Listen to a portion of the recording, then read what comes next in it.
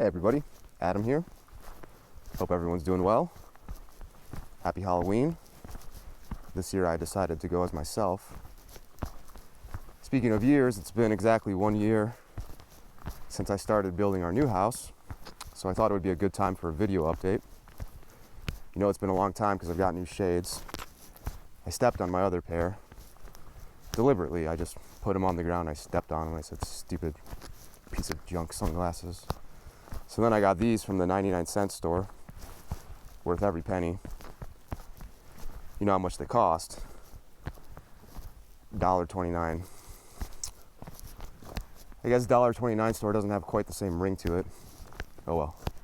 That's why I'm putting together a class action lawsuit, but that's beside the point. Anyway, that's enough of that. Let's get to what you really want to see, the house. This is going to be an in-depth tour of everything I've done, and maybe I'll show you some extra stuff too. All right, so here is the finished main frame for the first floor. I'm calling it the main frame because technically I still have some interior walls that need to go in there, but those aren't important right now, so I'm going to do those when I do the floor, probably a few months from now when the exterior is finished. What do you think, little Cheds? You like this house? Yeah, you do. I know you do. So I'll just I'll walk around the outside first, let you see what that all looks like, and then I'll go inside and start going over the details.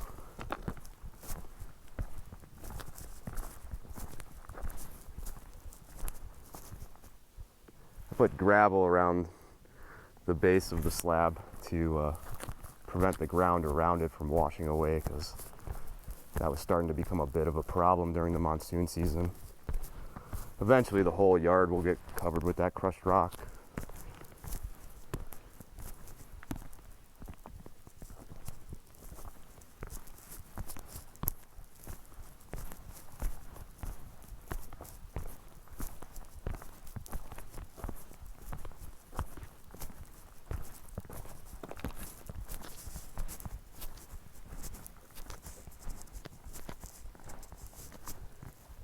Okay, so that's what everything is looking like from the outside.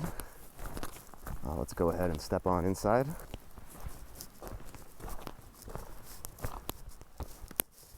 Okay, so I think the first thing I'll talk about is the paint on the studs, because I get asked about that a lot.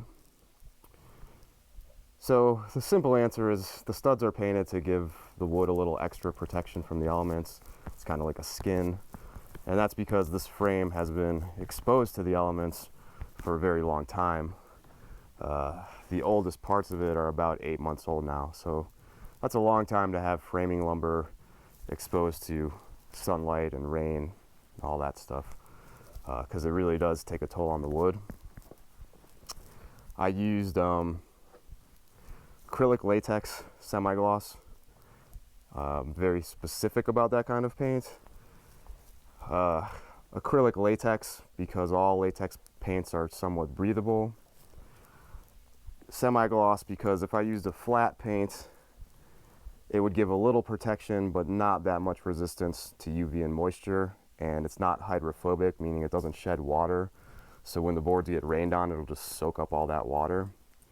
Semi-gloss, on the other hand, a lot more resistant to UV and moisture and somewhat water repellent. Sheds a bit of water, but it's also like the flat paint, which is very breathable, which is a good thing. The semi-gloss is still semi-permeable, so the wood can still breathe a bit, and that's what we want. I wouldn't use a full gloss or a high gloss because even though it's the most protective, it's much less permeable, so we run the risk that we could accidentally put a class 2 vapor retarder on every side of every board all across the whole building, and that's a bad thing. You don't want to do that, because when you have insulated wall cavities and too many vapor barriers in all the wrong places, that's how you can accidentally trap water in your walls, and water probably will, some amount of water is probably going to get into your walls at some point. So if you have no drying potential, it just stays there forever, and that's how you get mold and mildew and rot. And again, if you have insulation plus a vapor barrier on each side of the wall, you've killed your drying potential. It can't dry because there's no airflow due to the insulation in the cavity, and it can't diffuse through the wood to the inside or the outside because you've covered it in a vapor barrier. So that's what's going on with the paint. Also, big thanks to my wife for helping me with that. That really sped up the process. She also stained all of these ceiling joists and did a beautiful job. And these joists are stained with a stain plus polyurethane. And counterintuitively, polyurethane is breathable. Even though it's water repellent, it has discontinuities in it. There are tiny little holes and breaks in the poly that are imperceptible to our eyes, but they're there, and vapor can permeate through them. So, same kind of deal as with the paint on the studs.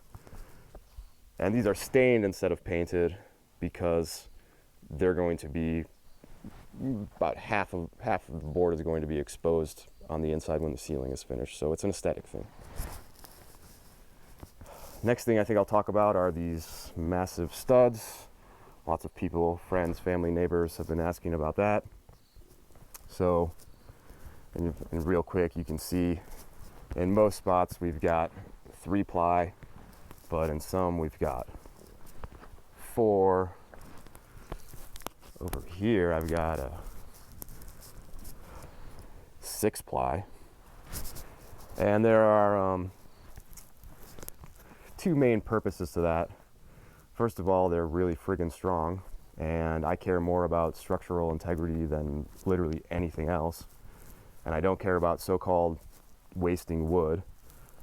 This is fast-growing, new-growth lumber, selectively cut. Every tree that these boards came from has already been replaced with a new tree planted in its spot. And also, I'll tell you what's a waste of wood. A waste of wood is when your building breaks because you frame too lightly. That's a really good way to, waste building materials. So, yeah, strength is one big reason for that. And it's because you have to understand that in our climate, every once in a while we get a storm that's of biblical proportions. Just this past monsoon season, we had a big storm that I could only describe as a derecho. It was comparable to, I'd say, a Category 1 hurricane. And I know that because the damage looked exactly like what you would expect from a Category 1 or maybe even a Category 2 hurricane. Roof panels torn off buildings, shingles torn off, fences knocked down, trailers tipped over. In fact, let me show you something. So back here, I had a 45-foot steel fence that I built. I spent a week on it, making sure everything was perfect and that it looked perfect. And the very next day, a twister came through here, ripped half of it off and sent it about 30 or 40 feet up into the air. I didn't let that deter me though. I got back to work fixing it the very next day. And just as I was about to finish repairing it, that derecho came through here and just completely flattened the thing. So I took that as a sign that the universe didn't like my fence and wasn't going to tolerate it, so we gave up on that project. But you can see I didn't put those steel panels in those spots. That's where they fell down from the sky. So yeah, that's just how serious Mother Nature can be around here sometimes. So I'm not taking any chances. So really overbuilding, over-engineering, and that's the fun part about building your own house. You can do that because I'm the boss. So, but there's a second reason for why we have so many of these 3-ply studs, and that's actually more of a ceiling detail than a wall detail. So let me try to get in a spot. Let me try to find a spot where you can see this clearly. Okay, this looks pretty good. So every ceiling joist, the end of every ceiling joist it's underneath. Normally people put joists and rafters on top of the top plate. I've come underneath the top plate here, and it's sistered to a king stud with screws. And then there's a jack stud coming up, supporting it underneath. And I friction fit every one of these jack studs into place with a rubber mallet to ensure that it's actually the stud that's bearing the load, not the 2.5 inch number 10 construction screws that are sistering it to the king stud. And then I added another sister to the jack stud so that it's kind of clamped up in there. And that's for maximum compressive and shear force. So there's no way this is ever gonna fall down, and there's no way that it's ever gonna rack side to side. And I'll tell you something interesting. Most people, and this is a logical concern, but most people's main concern with joists is that if there's too much weight around the center, they'll start to sag or bend or buckle or break. And it's a valid concern, but that's not usually what happens most of the time. What usually happens is if you have too much weight around the center, they actually roll over. And so that's why this detail, this extra sister that's sandwiching it between those studs, is such an important detail. It'll never roll over. It's impossible. It's just not going to happen unless, I don't know, a plane crashes into my house. And then I got bigger problems than my joists. Well, I'd be dead, so I guess technically I wouldn't have any problems anymore. Oh, that also just reminded me. When I was initially framing the walls, before I started adding all the extra studs, just working on like the basic frames that were going up, I did what I'm calling parallel framing. So if I put the joists on top of the top plate, it would be a best practice to double the top plate. So 2 layers, right?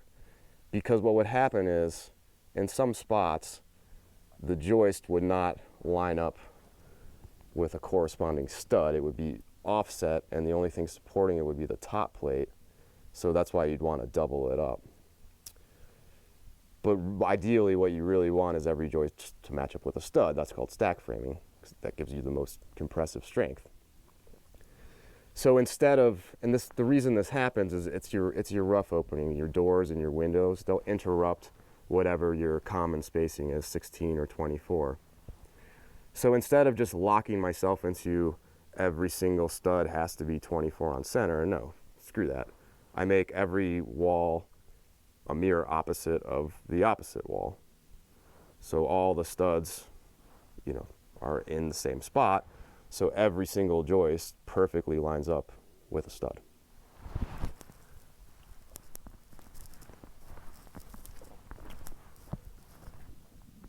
And also, I just thought of another thing, which is kind of interesting. I didn't really have to use all that much extra wood doing it this way, because if I went on top of the top plate and I did a double top plate, well, then I'd have extra 2x6s just in a different direction running all the way along the perimeter of the building. And that would be, probably not as much wood, but still a lot of extra wood. So it all kind of washes out in the end. Now let's talk about the rest of the ceiling details here.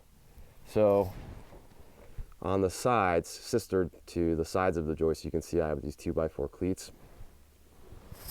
And those are serving 2 purposes. Number one, and there's one on each side just in case that's not clear. So number one, they're making the joists stronger because they're making them thicker, right? But they're also giving me something to screw my ceiling boards to when I start actually finishing the ceiling. And then I've got 3.5 inches of extra space there for insulation, and then another 1.5 inch dead air gap above that, which will also contribute to my R value.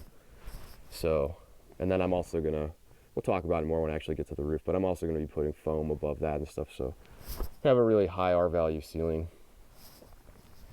And then you can also see, and then the next detail, important detail, is you can see this you can call this strapping or sleepers or purlins, but these flat 2x4s, just kind of forming a lattice pattern. And those are also doing 2 things. Number one, they're making the ceiling a lot stronger, and part of the reason for that is because when you have the wood going in opposite directions, it really minimizes movement and flexing a lot. The other thing they're doing is, because I've come under my top plate here, right? I have a 1.5 inch gap above it. So these are closing that gap. So when I put my plywood decking across there, it'll sit perfectly flat, and I have plenty of points to fasten it down. Hopefully that makes sense. A detail I forgot to discuss in my last video when I was talking more specifically about the wall frames, every corner has a California corner. So that is this extra 2x6 stud right here that runs perpendicular to the last stud of the wall frame, and it sticks out 1.5 inches. And that gives me something to fasten my sheathing to. That's the point of that. And then it also leaves me with a cavity back here that I can fill with insulation. And some walls, like this wall, they have a double California corner, so one on each side, because I'm gonna have sheathing on each side. And then I'm left with a much narrower gap, but that's okay, because what I'll probably do is just fill that up with a can of low expansion spray foam. Also, I did forget to mention, there were a couple more points I wanted to bring up about these super thick studs. So for any of my fellow building science nerds out there, you might be concerned about insulation, you might be concerned about thermal bridging, like, oh, haven't you really limited the amount of insulation you can put in the walls? Haven't you created lots of thermal bridges with all those studs? And the interesting thing is, not really. Because I started with 24-inch centers, and I'm using 2x6s, my cavities, even with all the extra studs, my cavities are still wider and deeper than a traditional 2x4 16 on center frame. And even if they were 2x6s 16 on center, again, my cavities are still wider than that. So I can still fit a lot more insulation in those cavities than probably most of the homes in my area.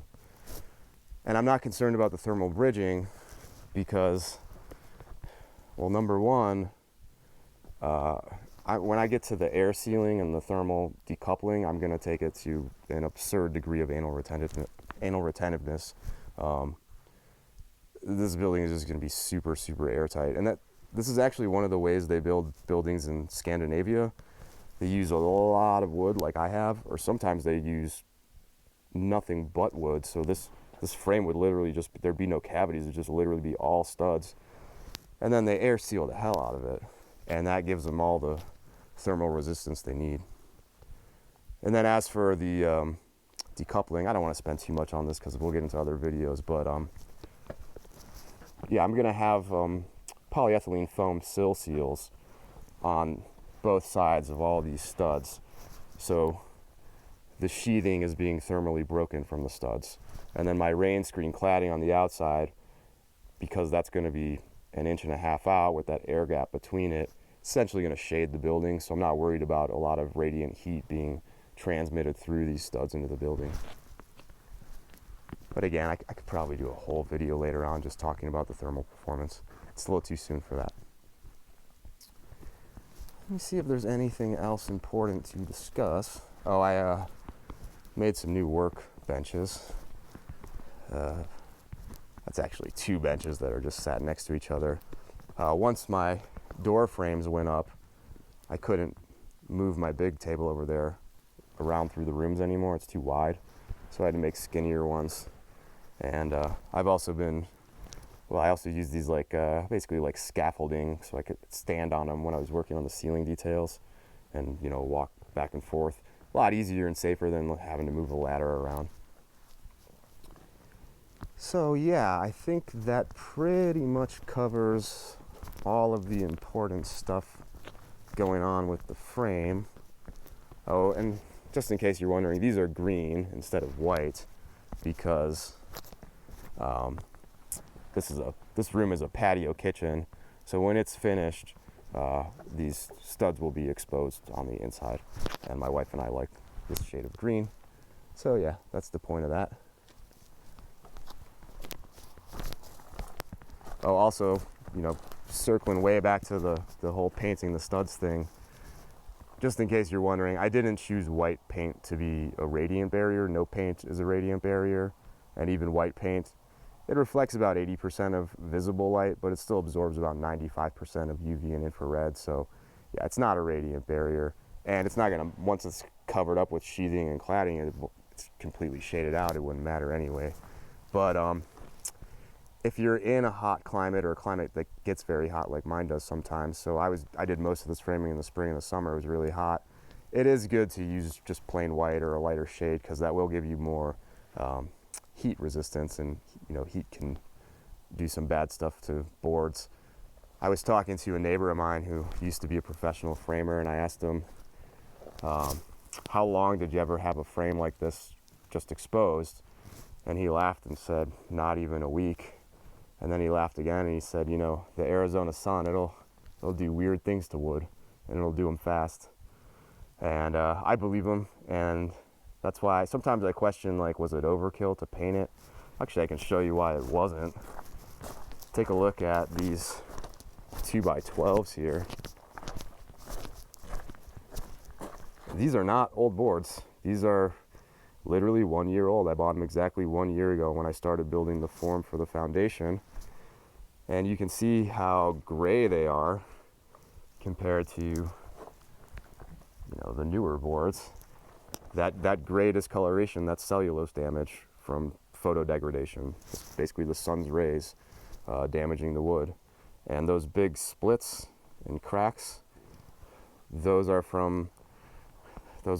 caused by the stress of just wetting and drying, expanding and contracting over and over again, the wood just kind of slowly pulling itself apart.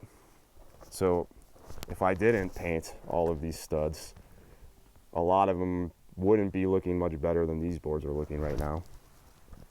So that's why I think it's important to do that.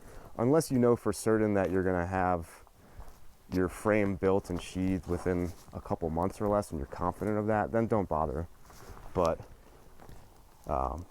you know, if it's going to take a long time like it's taking me, you might thank yourself later. Also, don't waste your money on premium paint or expensive exterior paint. This is just cheap interior paint, because it's just temporary protection. It's like a sunscreen, right? As soon as the house, you know, as soon as the sheathing and the cladding goes up and the envelope's sealed, then the paint has done its job. It doesn't matter anymore. We don't need it to last many years or decades. Also, I always forget this too. Another reason I did it is because, at least based on what I've read, termites and other little critters that like to chew on wood don't really like the taste of paint, so it's kind of a deterrent. And something interesting I noticed just this summer and fall, we just went through our termite. We have subterranean termites here. We just went through our termite season, and I didn't find a single termite anywhere near the frame, but they were all over these little bits of wood on the ground. So I think hopefully that might mean that you don't have to get very high up off the ground with your wood to get it out of reach of those subterranean termites that have to build mud tunnels to get above ground because the sunlight kill them otherwise. I'm pretty sure. I don't know, I'm not a termite expert, but I remember reading that one day.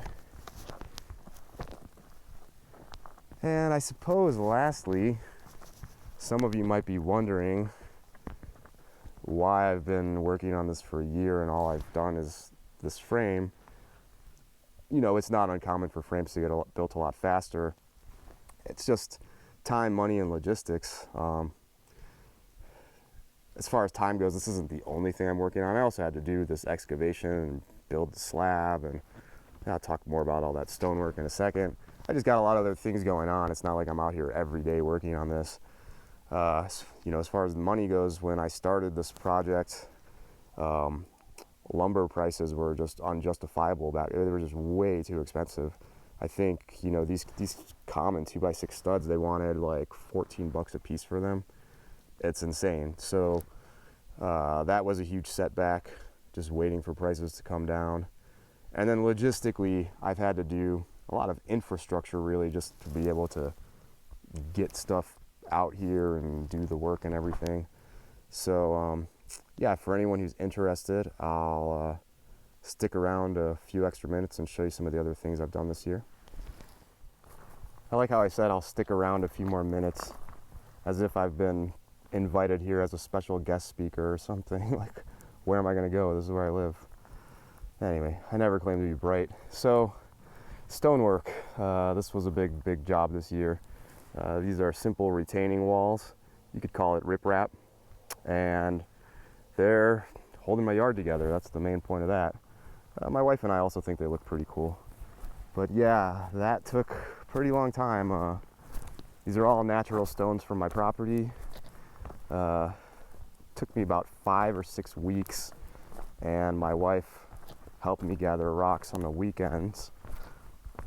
If she didn't, it probably would have taken me a solid 2 months at least. And yeah, this was an everyday task, about 5 hours every day, 7 days a week until it was done. 5 hours because my body really just couldn't handle doing any more than that per day. I was getting too sore to recover. Yeah, I'd say probably got, at least over 1,000, I don't know, maybe even a few thousand rocks over here. And I'll actually show you where we got these from, because I think it's pretty cool. So let me head on over there. So we mined the vast majority of those rocks you just saw out of this gulch that I'm stepping down into.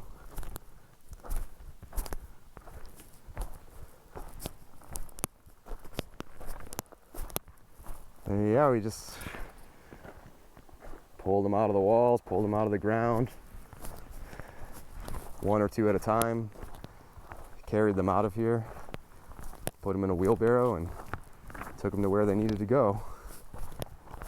Kind of, just how the old timers would have done it.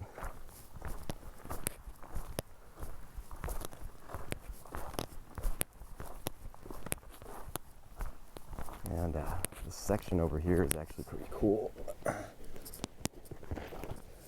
Got this pretty high and steep precipice right here. This is actually as tall as I am. I didn't take any rocks out of here because I don't want this to fall down.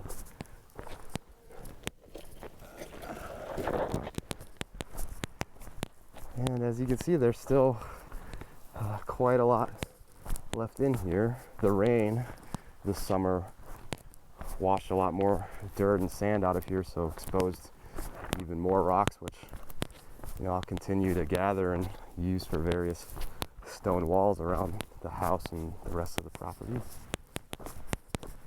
And here I am back at the house. Of course, the smokeless or semi-smokeless fire pit is another thing that I did this year. If you want to see how I built that, just check out my channel. There's a video. But that was just a fun weekend project, but it's actually come in pretty handy. Just the other day, I cooked breakfast out here while my wife and I were finishing up the last little bit of paint that needed to go on some of the studs. And I've also been using it as a trash incinerator. I accumulate so many tiny little slivers of wood like this. They're pretty much useless if you don't need them as shims, as well as stickers and labels and little pieces of paper and cardboard. So I just dump it all in there, and then whenever I make a fire, it gets burned up.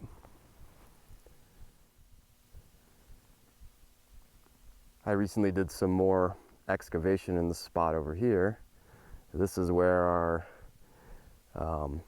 workshop, warehouse, and gym are going, and that's going to be 3 high cube shipping containers, same size and shape as the house, kind of mirrored opposite. Each container will be one of those separate rooms, but not much to see here or talk about really. It's going to be a while. Our first container is going to come out sometime before the end of this year, and then we'll just gradually get the other 2. But yeah, Probably going to be a couple of years before I really have anything interesting to show as far as that goes. This here is a bridge I built that takes us to the new house from our driveway that I'm standing on here. And I know it doesn't look like much, but it is an integral piece of infrastructure, because without it, it would be nearly impossible to get big trailers full of building supplies and heavy machinery and all that stuff over there. So it's 4 tons of leach rock. That's a 3-inch crushed rock that's sitting on top of another roughly 12 tons of structural dirt, crushed rock, concrete. I took, and you can't really tell, the point is, you probably can't see this well on camera, there's a decent sized gulch running across here. It's about, 3 to 5 feet deep depending on the spot, and 7 to 12 feet wide. What you doing, little man? And, sorry, you kind of distracted me from it. I did this by, first I filled it with old tires like these, then I filled those with compacted dirt, more dirt on top of that, crushed rock on top of that, concrete on top of that. And to do the concrete, I actually just took 80-pound bags of ready mixed concrete and just laid them down, like pretty much just like big concrete big concrete blocks. And then I just left them out in the rain, and that's it. Worked pretty well. More crushed rock over the concrete bags, and then a final layer of this 3-inch crushed rock. And it's worked out well. It's held up fine. We've driven over it with our truck and trailers many times. My excavator just drove over it a couple weeks ago when he was working on that spot. So he brought his backhoe over, no problem. So yeah, it's a pretty cheap and relatively easy way you can make a small, sturdy bridge. Lastly, big side project I've been working on this year is this scrap fence here. So these are all the materials that were damaged by that derecho. Some of this metal, so I got a little like side porch there that had a lean-to metal roof on it. That got ripped off and sent to the top of that mountain over there. One day one of my neighbors came by and he said, "Hey man, your fence is up on the mountain." And I said, "Yeah, I know." So yeah, just repurposing all that crap. And it's just to, basically I'm closing off the whole tiny house area so that if I'm working on the new house and I don't want the dogs bugging me, I can just lock them in here and I don't have to worry about it. I'll show you just a fun little thing I've been getting into recently. So I got this metal door here that I'm using like a gate, and I've got, I don't know if you can see that, a bunch of neodymium magnets down there, and that's sort of like my gate lock. And it's perfect for the dogs, because if you try to pull it or push it at the bottom, coming at the magnet straight on, it's nearly impossible. But if you grab it up here at the top, it's not that bad. So there's probably some other stuff I could show you, but nothing that interesting. I think that pretty much covers it for this video. And yeah, again, hope you have a fun Halloween, even though most of you will probably see this after Halloween. So I hope you had a fun Halloween. I hope somebody put drugs in your candy. I hope nobody put drugs in your candy. And I will see everyone in the next video. Peace.